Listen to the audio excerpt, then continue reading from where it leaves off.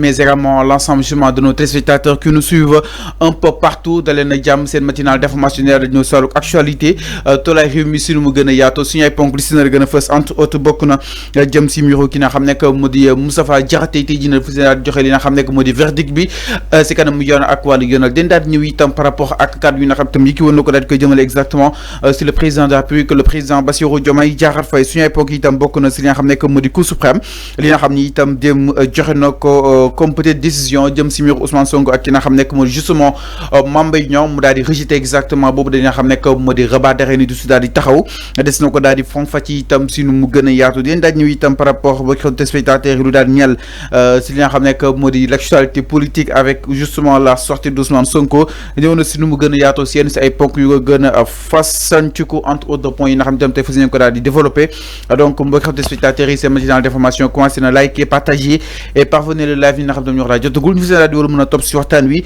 si nu mu gën a yaatoo exactement donc ñu leen nuyu bu baax a baax ziar leen autant que vous êtes di leen dalal jàmm alors tout d'abord na koy daal di commencer ak li nga xam ne que moo di justement mbiru Cour suprême alors Cour suprême nag mbokk téléspectateurs yi démb jël na une wala kon sax taxaw na jëm si li nga xam ne que moo di rabat d'arrêt bi nga xam ni itam Ousmane Sonko ak Mame Mbaye Niang la daal di concerné les avocats d'Ousmane Sonko daal di koy biral la donc nag la Cour suprême rejette la requête en rabat d'arrêt d'Ousmane Sonko donc nag ki nga xam ne que moo di Ousmane Sonko nag condamnation boobu ñu ko daal di condamné woon pour le moment confirmé nañ ko exactement alors Arfan effectivement lan moo xew par rapport ak li nga xam ni itam jóge na ci Cour suprême parce que aussi y en a plusieurs qui spéculent allant dans le sens que ni Ousmane Sonko il a été débouté par cette plus grande juridiction c'est-à-dire la Cour suprême alors am ñu jàpp ni aussi suñuy xool Cour suprême dafa taxawul si li nga xam ne que moo di rabat d'arrêt bi pour le moment mën nañ jàpp ni donc Ousmane Sonko il a été condamné définitive lan nga jàpp ni moo xew si mbir mi. Oui, tout simplement comme information bi niñ ko jotee démb que la Cour suprême a décidé tout simplement donc de rejeter l'appel, de rejeter donc le rabat d'arrêt qui a été déposé par les avocats de Ousmane Sonko, donc comme quoi que il y avait un vice procédural donc ci wàllum atte bi atte buñ ko atte woon donc au niveau de la cour d'appel et aussi le délai des 30 jours yoo xamante ne yoon moo ko may tamit Ousmane Sonko pour mu mën a def un recours et la justice n'a pas tenu de respecter donc ce délai là et aussi la partie civile donc n'a pas aussi respecté et aussi la justice n'a pas respecté les droits de Ousmane Sonko avocat yi lii la ñuy jàpp les maîtres Bamba Cissé autres moo tax ñu interjecté appel te aussi beneen vice la boo xamante ne on nous a dit que par exemple il y a un cinquième avocat Kamadez Maïsra qui n'avait pas signé du nom de Aïssata Ba. Ousmane Sonko est revenu même sur la signature ci ce Maïsra là mais lu ñu mën a jàpp mooy la justice donc moo rendre donc comme on le dit sa décision donc on se doit de respecter cette décision là la Cour suprême c'est la justice quand même que ça soit favorable ni défavorable il faut respecter tout simplement la décision de la Cour suprême. Alors qu'est-ce qui de rejeter donc l'appel rabat lu mu ran war a kon lu xew concrètement Arfan est-ce que mën nañu ko expliquer par rapport ak wàllu woowu noonu ñi jàpp ni Ousmane Sonko est définitivement condamné wala kon peut-être demeewul noonu. Non, la Cour suprême n'a pas jugé le dossier. Il l'a rejeté. Donc, il faut rejeter le rabat d'arrêt. Donc, si la Cour suprême rejette le rabat d'arrêt, autant pour moi, ce qui veut dire que, moment où wax ni la décision prise antérieurement, moment n'est que fi ba légui, mais madame, la condamnation de Ousmane Sonko à 6 mois de prison avec sursis et une amende assortie d'une amende de 200 millions.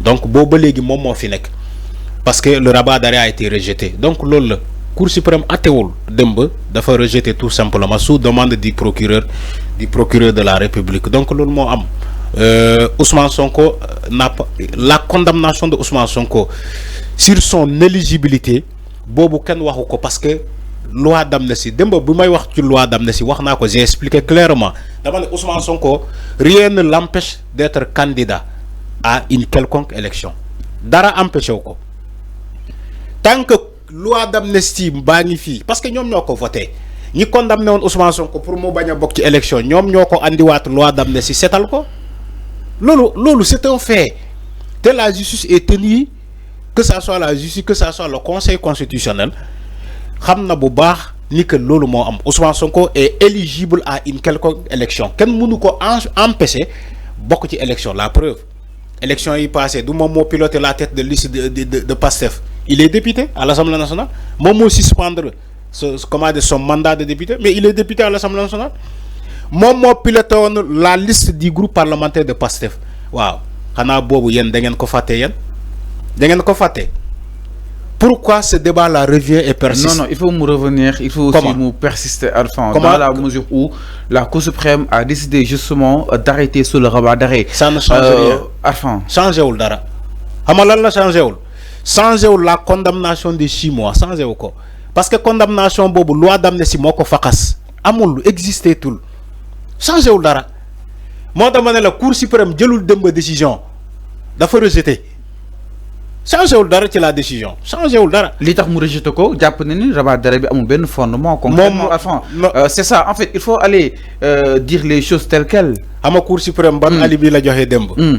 loi d'amnistie tant que baa ngi fi. Cour suprême dafa confirmer condamnation bi. dama ne bi nga ko condamné woon écoutez dama ne. ok Cour suprême. lu mu wax démb sous demande du procureur dañu ne tant que loi d'amnistie baa ngi fi gisuñu un intérêt de juger ce dossier-là. Le Cour suprême, le rabat d'arrêt non fondé ou infondé ou je ne sais pas quoi. Il faut arrêter ce que vous dites. C'est très grave. D'abord, c'est très grave. Rien n'est grave. C'est l'actualité, s'il te plaît. Donc, arrête de... Arrêtez il faut dire les choses telles qu'elles sont. De grave les filles. Mais quand même, concrètement, les avocats d'Ousmane Sonko doivent énumérer partie nga waxone ñu gis Amadou Ba jàppoon ni que ni exception d'inconstitutionnalité bi nga xam ne tam rejeté woon nañ ko tegu woon yoon entre autres jàppoon ni Cour suprême dina si rattaché wu ba yow nga jàppoon ni dina si rattaché wu concrètement donc mu ñëw doxalee nii certes peine bi mën nañ jàpp ni mi ngi ajo si li nga xam ne que mu di loi d'amnistie bi mais en ce qui concerne amende bi nga xam ne itam daanu nañ ko 200 millions yi là tegul si li nga xam ne que moo di loi bi parce que dafa nekk loo xam ni itam digganteeg morom ak moromam la afan quand même nekkul ay activité politique ndax loi d'amnistie bi dafa laal tout ce qui est de la politique quand même. xam nga Fallou wax naa ko fii dem nee naa la loi d'amnistie n'agit pas sur le droit des tiers wax naa ko fii dem quand on parle des droits des tiers c'est les droits de Mame Mbaye Niang. L'amende qui a été infligée à Ousmane Sonko, la loi d'amnistie n'agit pas sur ça. La loi d'amnistie agit sur des faits politiques, des faits, les faits politiques. Mom la loi d'amnistie selon le motif, l'exposé des motifs. La loi d'amnistie a été conçue pour gérer tout ce qui est politique, tout ce qui est fait politique, mais n'agit pas sur le droit des tiers. Lolo, c'est pas un débat. Tant que la décision, attention, Ousmane Sonko, il va solliciter le ministre garde des Sceaux pour attaquer le dossier. Le dossier n'a pas commencé. Loi d'amnistie, monnaie, dossier bobo n'a pas baillé parce que loi d'amnistie bi moko couvrir. Parce que c'est une affaire politique. La diffamation, c'est un délit politique. Diffamation, c'est un délit politique. Alors, Ousmane Sonko waxna dembe ni que il a de nouveaux éléments. Xama lan moy enrôler au dossier ci walum justice. S'il y a bu amé ben élément bu feñ ci dossier bobu, la justice est tenue de reprendre ce dossier là ou bien d'enrôler ce dossier là parce que dafa am ay éléments yu bess yu feñ ci dossier bi. Té Ousmane Sonko annoncé wonako dembe. Néna dossier bi amna élément yu bess yu feñ. Demal nga laaj may ci wala jury ci limay wax ni. Dossier bo xamanteni Cour suprême atewu ko dafa rejeter te entre temps mu am ay éléments yu bess yu feñ ci dossier bi la justice est tenue de reprendre ce dossier là. Mais force est de constater au-delà de ces propos d'Ousmane Sonko la justice a pu justement peut-être se pencher si lim gis moral rabat d'arrêt bi ñu daal di koy rejeter arfan. Waaw xam justice bi. Bala ma ñu sorti Ousmane Sonko. Xam justice bi lu mu juger amul. Amul. Ah bon? Oui. Justice bi lu mu jugé ci jamono Macky Sall amul les magistrats tu sais pourquoi ma ne la amul ces magistrats si chevronnés. non lu la neex lañ def. Enfin c'est des magistrats. dama ne xamal lu tax ma ne la amul. magistrat bi attee Ousmane Sonko lan la wax bu attee dossier bi lan la wax dossier bi du diffamation. rapport am na wala amul. loolu la ñu toppee Ousmane Sonko di. rapport am na wala amul. magistrat bi attee dafa ne rapport amul. loolu la ñu daanee Ousmane Sonko donc rapport bi Ousmane Sonko génn na ko. dem su nekkee rapport amul sax diffamation. non nit mën na def dara nga waxal ko mu toppee diffamation. alors que ni moo ko def mais da ngaa yàq deram diffamation pour mu am sens. mais yàq der diffamation pour mu am sens. li nga wax am na amul. loolu mooy diffamation mais ak yàq der Arfan nit ki mën na def dara sax nga wax ko mais ni nga ko waxee peut-être absolument yoon mën na la see topp. sûrement tu fais de l'amalgame. non dañuy laaj si tu comprends pas le dossier il faut demander. ok dañuy laaj le dossier en diffamation en tant que tel. ok le dossier dañu ne Ousmane Sonko dafa prononcé ni que rapport am na. Mame Mbaye Niang ne ko rapport amul. c'était ça le fond du dossier. loolu laa lay expliquer Fallou man borom. Mame Mbaye Niang aussi ne danoo yàq deram borom bopp yi laay waxal. loolu la jàpp ne danoo yàq deram enfin publiquement. xam nga der bi ñuy yàq. se trouve dans le rapport.